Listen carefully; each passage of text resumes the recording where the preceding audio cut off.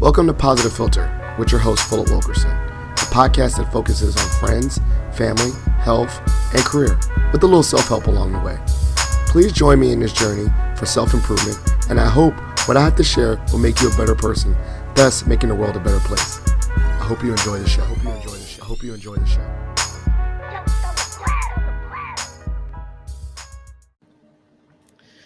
Hello, people of the world. It's Philip Wilkerson back with another episode of Positive Philter. I'm joined by a special guest. Everyone's a special guest because they take their time to join me on my podcast here. I'm joined by a fellow podcaster, author, just higher ed professional or ex-professional. I don't know what he wants to call himself, but I'm joined by someone that is really doing remarkable work in sharing the benefits of going to college, especially with new students and all those things that we connected on LinkedIn. I listened to his podcast, which is great. But Elliot, before we get into this conversation, give the listeners a little bit of background on who you are. Well, it's great to be here, Philip.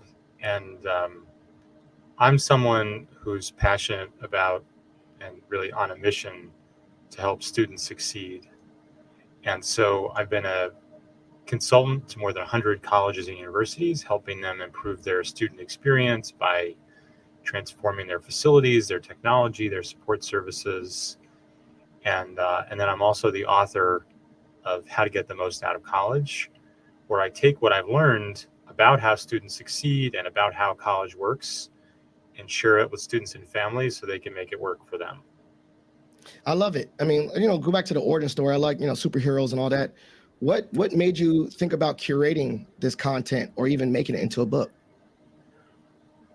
Well, I guess two formative experiences for me. In so many people's lives, they had an inspiring teacher, and we hear so many stories about how somebody did something outside of the classroom that was just as impactful in them finding their career path. And those two things ring true for me. One is I had an amazing art teacher, Mr. Baida. He taught art like it was a college architecture class. So we did these amazing projects like sixth grade, bring in a game board, analyze the underlying structure, and then three-dimensionalize it. That was amazing. So that made me want to be an architect. And I went to school as an architect, and I got a great education in creative thinking and problem solving and communications, and worked for a while as an architect, but realized I wanted to better understand people and have a greater impact by not exactly solving the problem, but figuring out what the problem was by talking to people, looking at the data, surveying folks.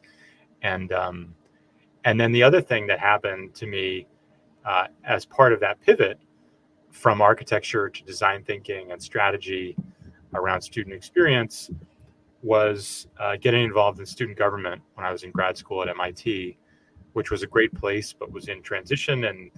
And the student government came together, and we did a survey and town hall meetings and focus groups. And from those, we sort of figured out what were the pain points for students.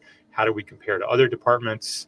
And we went to the new dean with lots of ideas, and she pretty much wanted to do them all. And it was such an informative and formative experience for me, because that's a lot of what I do every day, that kind of consulting, talking to students, talking to faculty, talking to leadership to figure out what's working, what isn't, how to fix it, and how to help students succeed. And in those student government meetings, I met my wife. So that's pretty important too.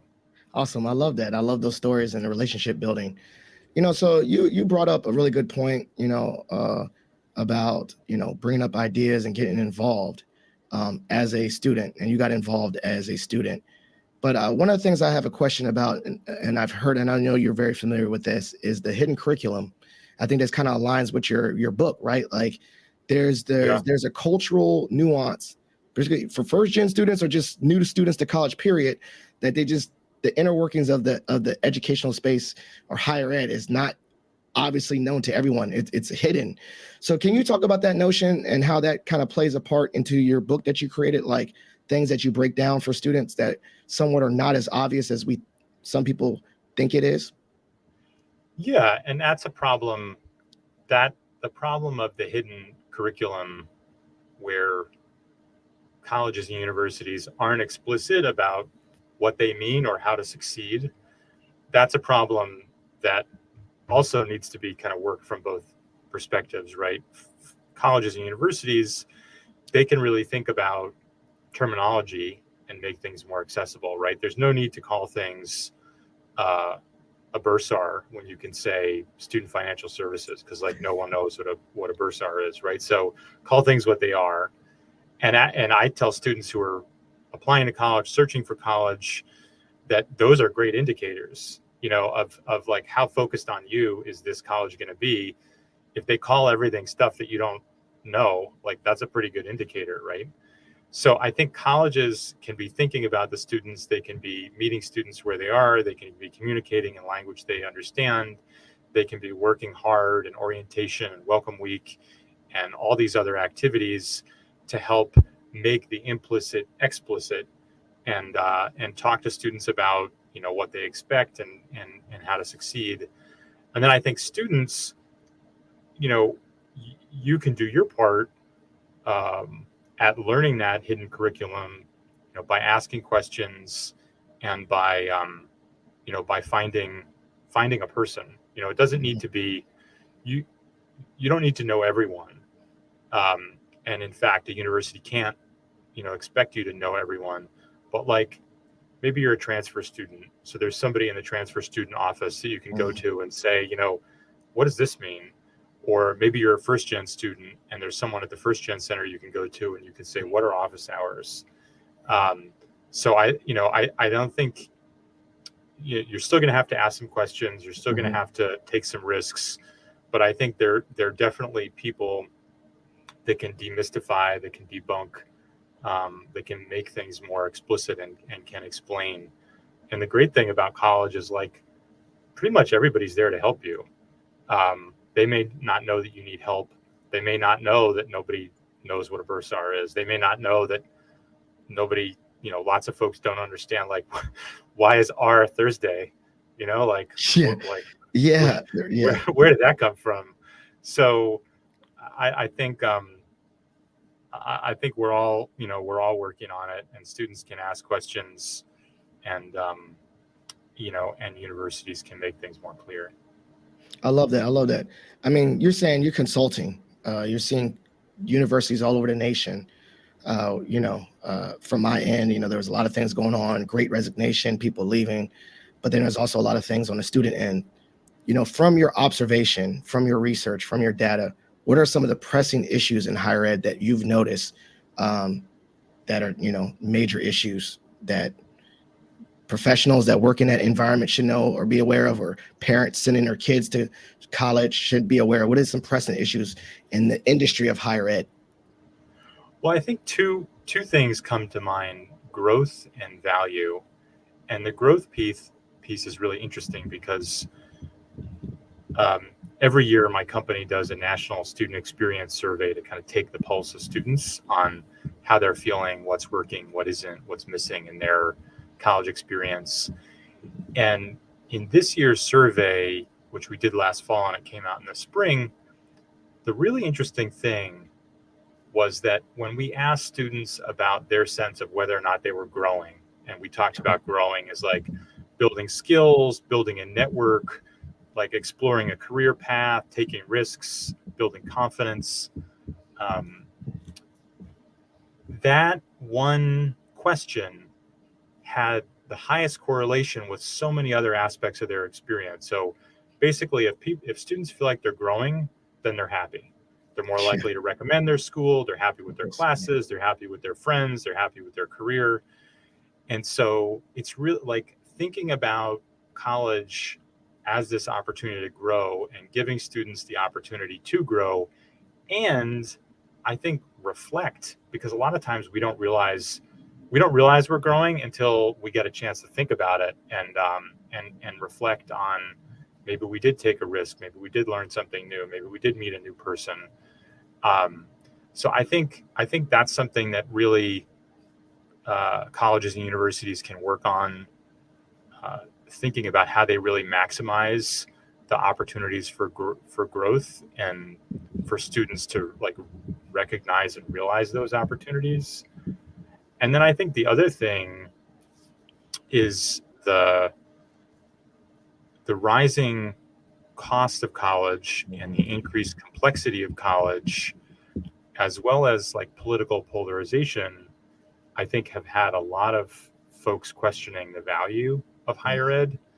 And there's study after study, and there was just a big article in the New York Times about by Paul Tuff about like perceptions of value, and I think that's the big question on many people's mind, is that, you know, the cost has gone up 2 or 3 times in some ways.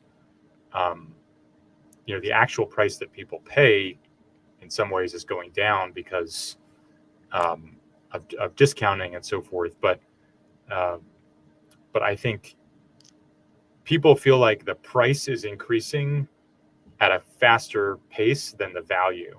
Yeah. And so they're really hungry for ROI and value. Yes. Yeah. And I'm really excited that like my book is you know, I'm glad to be part of the solution, not part of the problem, because I think there's a lot of evidence about things you can do in college to get more out of it, like finding a mentor, like doing projects in your classes that help, you know, companies or groups in the community, real world projects, like doing internships, like playing a leadership role. These things all have proven payback. You know, and there's lots of things institutions can do about helping you graduate on time, or like I'm a big fan, like Purdue University has had this degree in 3 accelerated program, so you can graduate, you know, a year early, and things like that I think are really great. I like it. I mean, I'm just curious, you know, the intersection, you know, mental health is going up, you know, mental health issues with students. And when you said grow, do they like really want to be like, you know, just this, there's professional growth and personal growth. And so when they're thinking about students saying, I want to grow, are they kind of saying both sectors? Like, I want to grow as a person and be more confident and strong and all that. That's a, you know, personal growth thing, but also professionally. Like, I want to you know, be more ready for, you know, the world of work. Are they seeing that in that sense? Or is that just me adding an adult lens on what I think growth looks like? I think, I mean, the questions we ask about growth get at both aspects, and it seems like those two things are overlapping to an increasing degree. You know, people, you know, while people have, you know, may want work-life balance and may not see their career as their, you know, sole source of fulfillment,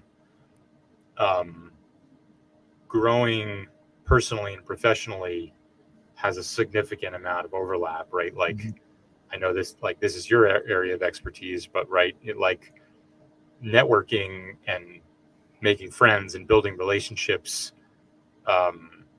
with with peers and faculty, like that translates pretty readily to networking and making connections with future employers and coworkers. So I think a lot of the skills and activities help you grow personally and professionally. Yeah, I think that's great. And then, you know, my next question is, you know, like ROI. You spoke about value. Right. This is the big $1 million question. Is college still necessary? Like, you know, like we talk about, you know, going to trade school and all that, but like if you had to stand on it, like sell a parent, you know, sending their kid off, or just that person that's returning to the world of work as a career switcher or a veteran, like, is college the actual process of going to a higher ed institution? Is it still valuable or worth it or necessary for advancement? Well, you know what I love about the Paul Tuff New York Times article is they give a new metaphor for thinking about college. And the idea is college used to be like a guaranteed return. You know, it used to be like a government bond. Yep. And now it's like going to the casino. Um, Yeah. and so for some students, it's not going to have a return. But for most students, it will. And I think there are three factors there. I think there's a where, there's a what, and there's a who. Mm-hmm. And I think we're very focused as a society on where to go. Mm-hmm. Until recently, there was pretty big consensus that where you go actually didn't matter so much. Like there was an article 25 years or so ago called "Estimating the Payoff," and it basically looked at people who got into elite universities and went to others, and on average it had really no impact.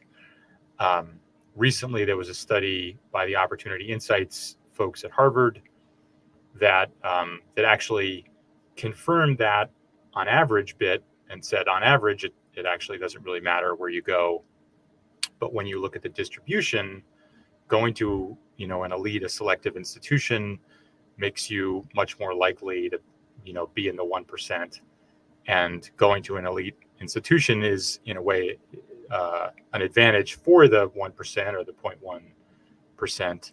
So I think where you go certainly matters to some extent, but not as much as people think. Then the what is what you do when you're there, Mm-hmm. and that matters a ton. Yes. Because two different majors at the same school can have very different ROI, different activities. Like doing a co-op. Like if your school is a co-op school where you intersperse work and school, students who do a co-op, on average, they earn 10 grand higher in starting salary.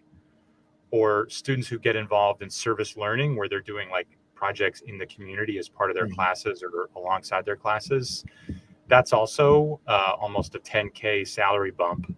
Students who play a leadership role, that's a 7% salary bump.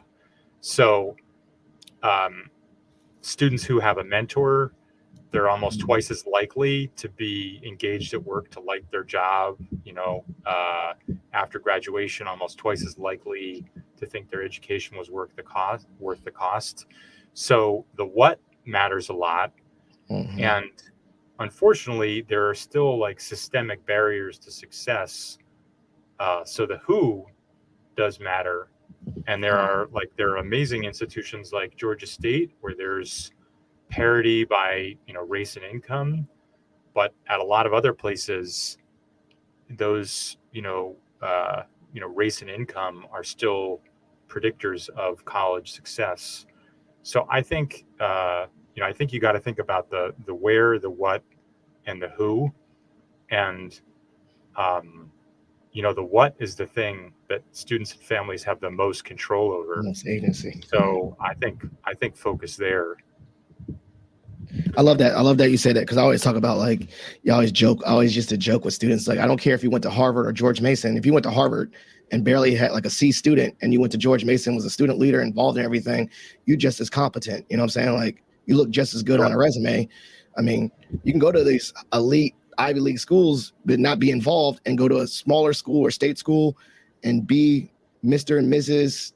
everything that stands out. You're setting yourself up for success. But also systemically, there's barriers in the brand, like, which is weird. I think it's lowering now. Like, the allure of Ivy Leagues is not as strong in this generation as it used to be. I think it is. And I think absolutely. And I think there are also like more inclusive hiring practices that employers are starting to put in place, where, for instance, like names and institution names get redacted on the resume, right? So at least when you do that initial screening of candidates, you're looking at people on the merits, not by, and you're trying to remove, unconscious or implicit or even explicit, fortunately, bias about their name or their pedigree. I love it. I mean, and I love the fact, I love when people give agency to people, like you said, like there's uh in regards, I'm one that believes that there's systemic barriers, that not everyone has equitable treatment, but then, still on a glass half full type of person, regardless of the world and systems around me. I think there's also a sense of agency that I still have control. I still can control what's between my ears. So maybe going back to that, regardless of race, gender, really systemic issues and barriers that affect all people, what would be some ways to take power? Like if you were talking to a freshman, what would you tell that freshman or transfer student, someone that's new to an environment, freshman or transfer student, what would be some of your first, like week one things that you would encourage that transfer student or freshman student to do, Well, one of my favorite parts of writing How to Get the Most Out of College was talking to lots of people who know more than me. And one of the people I talked to is the director of the National Center for the First Year Experience at University of South Carolina. And Jennifer had this great suggestion, which is kind of build a 3-tiered network. And I love this because the first tier are your peers. Those are people that you have some shared experience with. You're going through something together. You realize you're not alone. They're new too. They're adjusting too. Imposter syndrome is kicking in for them too. And you get support from connecting with them. And then the next tier up is your like peer advisor network. So those are people that are maybe only one step removed from you. They're not first years, they're second or third or fourth years or grad students. Maybe they're, your RA, your resident advisor. Maybe your school has a peer mentoring program or a peer advisor program, or maybe they're like the more senior folks in a student organization you get involved in. Mm-hmm. So those folks know stuff that you don't, and one of my favorite stories in my book was an international student who, initially all our friends were just international students. And then she realized like, oh, we all have the same problem. Like nobody has a solution. So she started playing a club sport. Yeah. And then she met all kinds of people, older than her, different backgrounds, non-international students, and they had things to, they had some answers to, the questions that she had, and she had some answers to questions they had, and so forth. So you want the next layer up to be people that know different stuff, have had more experience, whatever, and then the third tier is your expert network, which could be your professors, could be, the person who runs the transfer student center, the multicultural center, the first gen center, the student veteran center, the student parent center, whatever, might be an affinity group, it might be the faculty member in your, living learning community residence hall. But I think like finding your people is really the first step. And, think about it in those 3 tiers, and know that like sometimes you got to find your places to find your people. And, it might be going to the Pride Center. It might be going to the Student Veteran Center. It might be going to the library. It might be going to an event. And I think once you find your people and places, like, then you can start to find your program. Lots of places you got to pick engineering or business or whatever, before you enter. But so you may already have your program, but there's a nice kind of progression there. You go from people to places to program to path. I love that. I think informally, I'm trying to think of myself, what I did when I transferred. I transferred to JMU from Bowie State. And I'm like, all right, who are my peers?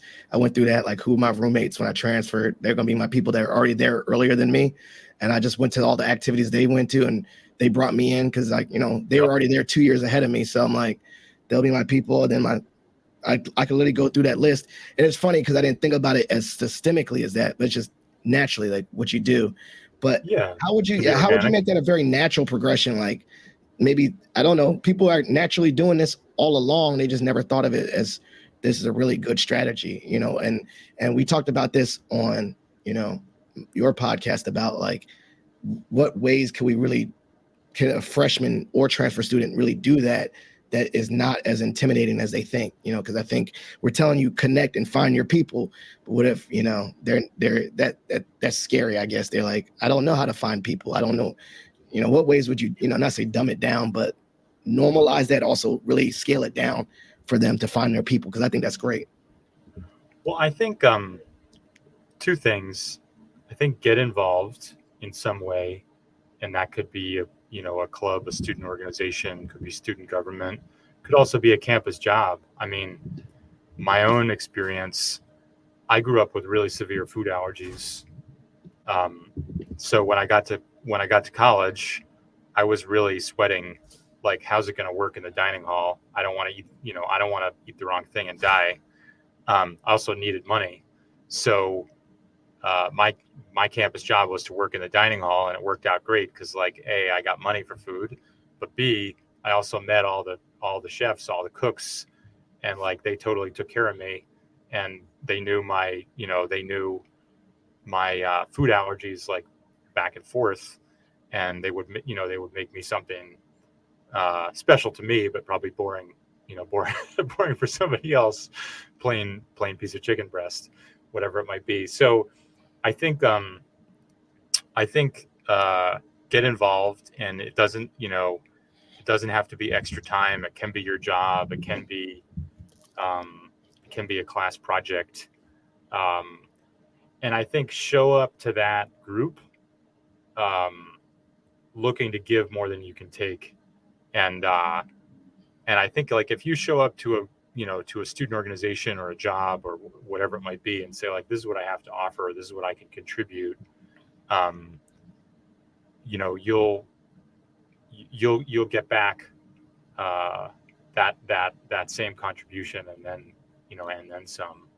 Um, and I think the reason networking and involvement goes wrong sometimes is, like, people go in with this, sort of like, what's in it for me Mhm. mindset. And even I get that you have pressing needs and you're looking for help, but it's interesting that, like, the way you find that help is often by helping others. Yeah, I love it. I always thought about that too. It's like, in regards to agency and power, is that like especially empowering students that like in a networking space, like don't think that you don't bring anything to the table too. Like I've told a lot of my mentees, like you bring skills, you bring insights, sit in that too and say like, is there anything I can do to help you when you're like reaching Right. out to help? And you never know, like you be like, hey, I need you to like show me how to use, TikTok. I'm just saying like, you know how to use this, Yep. or like you're already involved in a group. Can you, make sure that when I send you emails that you share it with your classmates? So like I always I love that story. Like always go at it with the sense of agency that you also bring value. And I know it's a lot of hierarchy and mentorship up, but also think like you bring value up too. Like I've I'm learned sure. tremendously from young people and students. And so understand that too. Like it's not just give me, give me, give me. Like you bring value, and you can contribute and give as well. I love that. Um, Absolutely. yeah, think about that. Yeah, can you like using that scenario? What do you think in that whole scenario with the food allergies? If you've reversed it, what value were you bringing to the staff? Because I know you did, but I could connect that I piece. think the I think the big thing I was bringing was I was actually, like, being an advocate for other Mhm. students, with allergies, or who had needs, because I was bringing awareness, um, and I was also, like, making it more concrete, because sometimes you're thinking about students in the abstract, right? Like, oh, these students have special dietary needs or whatever it is, but, like, I was a face to Mhm. that need, and and they would ask me questions, and it's funny. Like, I ran into one Steve. His name, yeah, Steve. I ran into one like years later when I went back to UVA. Like he had moved on, and then he was like a chef in a hotel. And like you know, like it was a memorable experience. Yeah, and I think about that too. Like, don't students out there stay in touch. You get those random emails from 10 years ago. You don't know how much that juices up a faculty member that they remember, or like Oh dang, yeah, I impacted that student's life unbeknownst to me. I thought I was just making sure that Elliot had good food to eat, but that also was like behind the scenes. That was making sure that you were safe on campus, and that made an impact. So some people, I don't yeah, think some people realize the impact they have on both ends. yeah. The other thing that occurs to me, I don't want to make this about me, but I will say like the one other lesson about like finding your people and getting involved is like don't be afraid to a lot of times people are afraid to join a group, but they're also afraid to leave a group. You Mm, know, you don't want to let go of one thing before you can hold on to the next thing. I joined a club sport my first year, and it was just not it was not my scene. And like the people playing, we'd go on road trips, and the people were just like, drinking too much and like vandalism, and I was like, this is not my thing. So I left, and found another club team that was very much a better fit. So I feel like lowering the stigma of like trying out a group, and if it doesn't feel good, move on. And like what one of the things I talk about in the book is like it's not about fitting in, it's about finding acceptance. I Right? love it. People have this like mindset of like I need to fit in, but that like you don't want to change who you are, right? You want to find a group that accepts who you are. And if you feel yourself like Conforming. Yeah. conforming, like that's maybe a sign.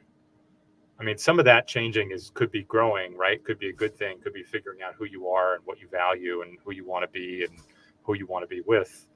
But sometimes that conforming is a red flag, because Yeah, I love it that. I love means both you can't be ends. yourself. Yeah, I love both ends where it's like process by osmosis. Like maybe you conform to something that makes you raise yourself or be better. Like you join a group of people that are like really ambitious and driven, and it helps you elevate yourself.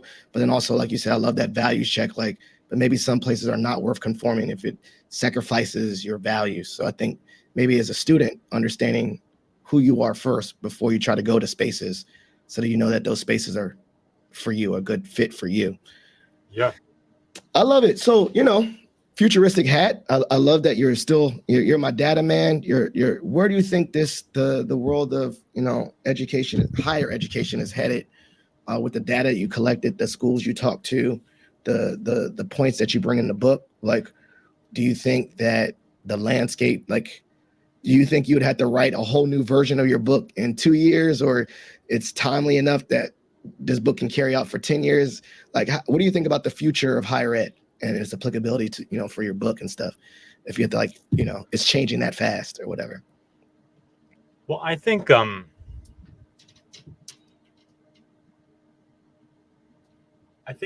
it comes down to supply and demand. And right now, there's more supply than there is demand, unless something changes. Mhm. Meaning, there are more seats at colleges than there are students. That's why colleges are closing, especially small ones, faith-based institutions. There used to be plenty of students, um, and so you could recruit regionally. Now there aren't, so you have to recruit nationally. Now all of a sudden, and if you don't have a national brand, now you got competitors that you didn't have before, and students have to find you, and you have to find them. And so I think um, I think one big shift is that um, we have one way of looking at it is we have too many colleges. Um, because there aren't enough students and there are going to be fewer, there's the demographic cliff coming with fewer students. But I'm an optimist, and I'm bullish on the future of higher ed, because I think another way of thinking about it is, if we really focus on value and we really help students get more out of their college experience and really focus on student success, increasing accessibility, graduation rates, effectiveness, impact, return on investment, there's actually plenty of students out there, because right now only 63% of high school grads go to college. 5 years ago, that was 69%. And it's a pretty big drop, right? So if we move the needle on that, that's just there's so many more students out there. And there's also 39 million Americans with some college and no degree, right? If some of them, a good portion of them, could go back to school in the right circumstances, right? If it was a value. So I think students can find the value if universities really focus on that, and they retool their programs and their support services around that idea, without just kind of like assuming that there'll be demand and assuming that there always be relevant. And I think some things are, but other things really need to change. Yeah, I think about that too. You just brought up a good point. Like a lot of these universities are doing, like, if you had a lot of credits already that will work with you and you can complete your degree, or like these very non-traditional programs. I think one of was like down in Morehouse, they're doing like something where it's like, just finish your degree. We'll help you finish it, for people that got really close and life circumstance happened. So I think I was talking to someone the other day, I think there's going to be a growing need for not tapping into traditional college student, but getting those career switchers, adult learners, micro boot campy certificate programs. Those are going to be exponentially growing in higher ed. I think you can create the demand if you create value, right? Because there's 39 million students that could complete, and there's millions of students, that aren't going to college, that that were just 5 years ago, and some of that is about the increasing cost, and some of that is about political polarization. As the country moves more right and universities move more left, more and more people are wondering whether they'll be welcome, and whether there will be a free exchange of ideas. And I think that lean left, like whatever your political persuasion, it means you're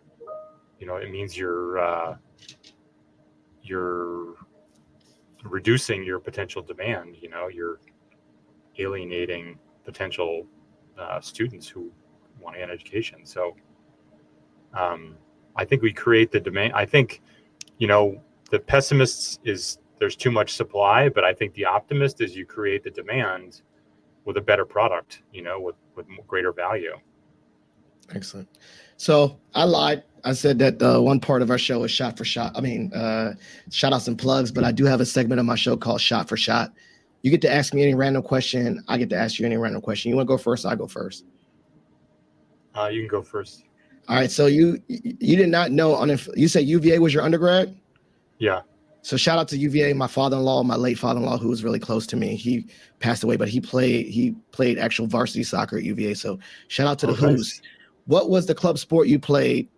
And do the look. Back in my day, I was the ball. What position you played? What were you good at in that club sport? I went from lacrosse to ultimate frisbee. And what was your thing? What was it like? No one could. You could jump My high. thing. You was the thrower. What was your So thing that you would when you stung on people about your I career? grew up playing goalie in soccer, so diving, like sacrificing my body, was kind of second nature, and that translated actually very well to ultimate because I was not afraid to get horizontal, at any time, and no matter how hard or soft the landing. So that proved to be a useful skill. Shout out to Ash. That's awesome. I love that. All right, what's your question for me? How did you meet your wife? So was it also a higher ed story? No, it's funny. So the real origin story is I met my wife in the 10th grade. I had a crush on her friend, and we met at the library. Her friend was at the library. I magically had to show up at the same library in the 10th grade to her friend. Fast forward 2 years later, life went by, and I'm hanging out with another friend. And back in the day with AIM, my friend said, "Hey, I'm hanging out with Philip." And she said, "That weird guy that showed up at the library 2 years ago," she remembered. So I said, "Hey," so I started, this is going into college. I got her AIM, and we just started talking, almost like a virtual relationship that summer going into college, because we went to rival high schools in the area. But then, we started dating. She went to JMU off the break, great student. I got waitlisted because I was playing around too much in high school. So I went to another school, and we had a long distance relationship. But she was a very good motivator for me to get to JMU. I made Dean's List because of her. She was telling me, like, you need to go to the library and study. She hit me with if you want to be with me, you need to get your grades up kind of thing. So shout out to my wife. And so I guess we can say high school sweethearts, because we started dating going into our freshman year at respective schools. But we've been together since we were 18. Right now, yeah, it's going on 20 years. 2003, when I graduated high school, it's 20 years of being in a relationship and going on 10 years of marriage. So 10 and 10. So, I joke. My joke is that I got involved with my wife before she knew the world and can find anyone better than me. I got her while she was, before she got first influenced. mover advantage. Yeah. Yeah. And now I got 2 kids with her. So she really locked with me. I got her. But she definitely was a good, I think about that. She was definitely in a good space. I was a young man. I went from growing up. I grew up with her. I love that value grow. I think I did grow as a person, a better person, human being because of her. But also, she also helped me grow professionally because she was telling me to do stuff. Like, if you want, you want to get your grades up, you want to do this. She got her master's first. I'm like, dang, I got my master's. I chased her a lot. So she was definitely, still is very, very influential. So shout out to you, Maggie. This is your only shout out because I don't want to get your head big. I'm saying that. Okay, sideline story. One time my wife got mad at me and she said, if it wasn't for me, you'd be dead in a dumpster. And I was like, dang, like in a dumpster, like I got no enemies. Maybe I heard the ditch, dead in a ditch. So I told that story to my parents, and my parents like, yeah, I can see that. I was like, dang, they co-signed on it. My dad even real talk right there. Yeah, my dad even brought it up in our engagement dinner. He was like, thank you, Maggie, for saving my son from the dumpster. I'm like, dang.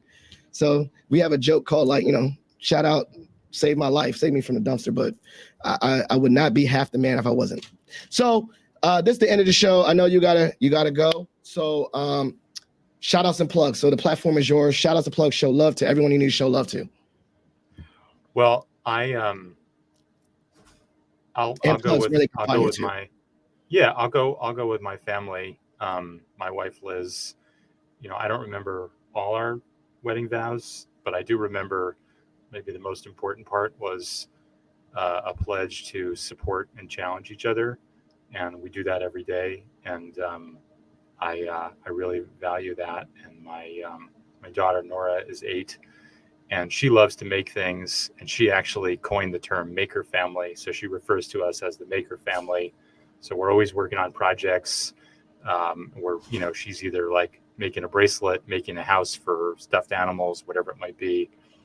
And my son Theo, who's like so precise, and asks such great questions. He's 5, and he's making me such a better communicator because like he wants everything so precise that like if you can't say like be careful, you have to say like watch where to step, and it's just like I'm getting so much better as a parent, as a person, because of that. And plugs, I'm reading a great book called Emotion by Design, by Greg Hoffman, who used to be the CMO at Nike. And I've been lucky enough to get involved here in Minneapolis as a board member at MCAD, the Minneapolis College of Art and Design, and met Greg through that. And the book is just these awesome stories behind all these amazing campaigns at Nike and how to communicate with emotion to reach people. And it's inspiring. Where can the listeners follow and where can the listeners connect with you? If you go to ElliotFelix.com, you find information about the book and articles I've written, talks I've given, and all my social feeds. So ElliotFelix.com is the best place. Well, thank you so much, Elliot. I know that your time is precious, so I want to say thank you so much for being a guest. Positive Philter listeners, please follow up with Elliot and all the things that he's working on. His website will be in the show notes. Additionally, as you know, every episode is dedicated to late memory of my father-in-law, Jeff Kirsch. So please consider donating to the Jeff Kirsch Anti-Hunger Fund. I put that in the show notes of every show, to show love and respect to a mentor and a friend of mine. Positive Philter listeners, has been a great show. Follow, like, subscribe. Please engage with the podcast in any way. And thank you so much. And we're out. Thank you for listening to Positive Philter, a podcast that focuses on family, friends, career, with a little self-help along the way. If you enjoyed this podcast, please share it with your family and friends, and like the Facebook page, Spreading Positivity of Movement. Thanks for listening.